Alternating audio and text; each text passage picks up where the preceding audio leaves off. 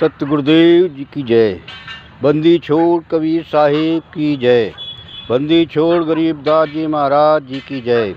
स्वामी रामदेवानंद दादा गुरु महाराज जी की जय। बंदी छोड़ सतगुरु रामपाल जी महाराज जी की जय। भगत भाइयों, मैं सुरसी से सुरेश उर्फ आत्माराम कुशवाहा, ग्राम हमारा सुरसी, जिला कन्नौज, उत्तर प्रदेश से। भगत भाइयों, जागो जागो भगत भाइयों, बहुत देर हो चुकी है। भंडारा खाना बंद करो और इन गद्दारों, दुश्मनों, हत्यारों, झूठों, कपटियों के आश्रम में जाना बंद करो। भगत भाइयों, ये हमारे गुरुदेव जी को जेल में बंद करवा के यहाँ बोध दिवस मनाते हैं, भंडारा करवाते हैं और भगत भाइयों को प्रोत्साहन देकर बुलाते हैं। भगत भाइयों, ये फर्जी नामदान सेंटर संचालक, ये आपस में जितने भी नए भगत हैं उनको बांधे रखने के लिए इनको प्रलोभन मिलता है, इनको तनख्वाहें मिलती हैं 15,000 से लेकर 30,000 तक। भगत भाइयों, इनके चुंगल से छूटो और गुरु जी के लिए सत्य बोलो। सत्य बोलने में कोई दिक्कत नहीं। परमात्मा ने कहा है कि साच बराबर तप नहीं, झूठ बराबर पाप, और जाके हृदय साच है ताके हृदय आप।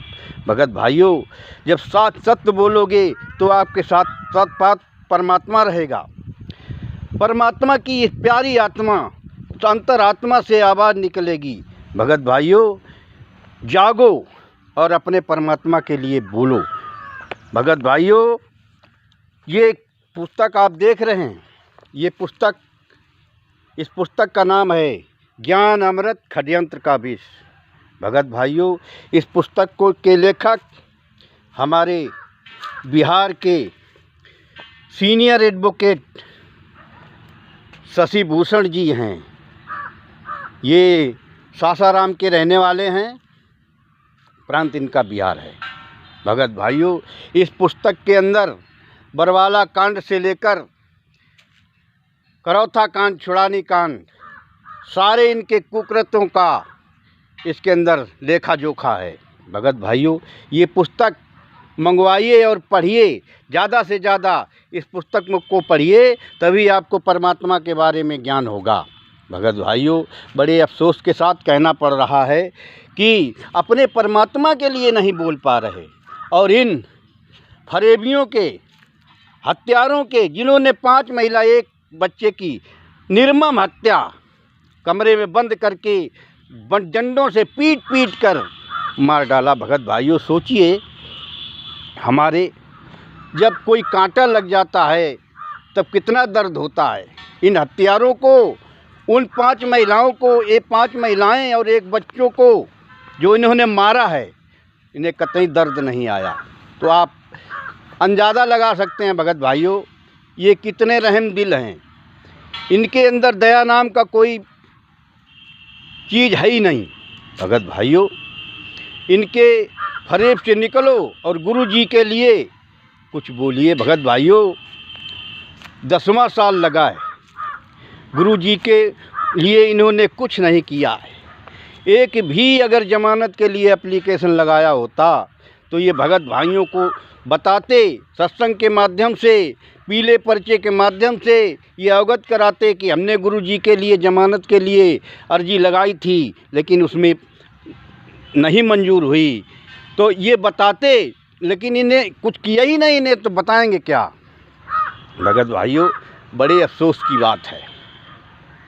राम रहीम, जिसके ऊपर केस सिद्ध हो चुके, बलात्कार 302 का मुकदमा लगा, आजीवन कारावास हुआ, 9वीं बार पेरोल पे आया है।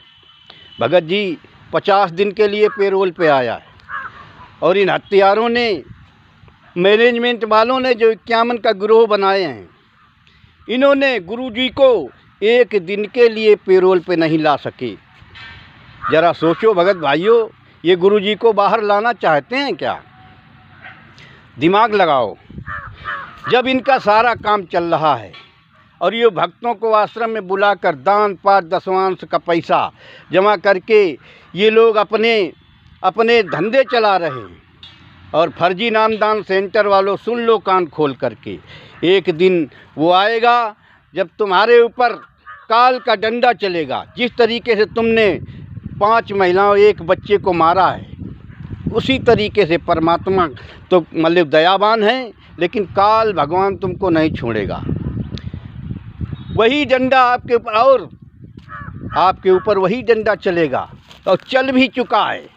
लेकिन तुम तो ये हत्यारे, गद्दार, झूठा फरेबी, गुंडे, लफंगे ये उतना सोच नहीं पाते हैं, क्योंकि काल परमात्मा की लाठी में कभी भी आवाज़ नहीं होती है। इनकी लाठी में तो आवाज़ हुई होगी जब 5 महिलाओं 1 बच्चे को कमरे में बंद करके निर्मम हत्या की, तो उसमें तो आवाज़ हुई होगी।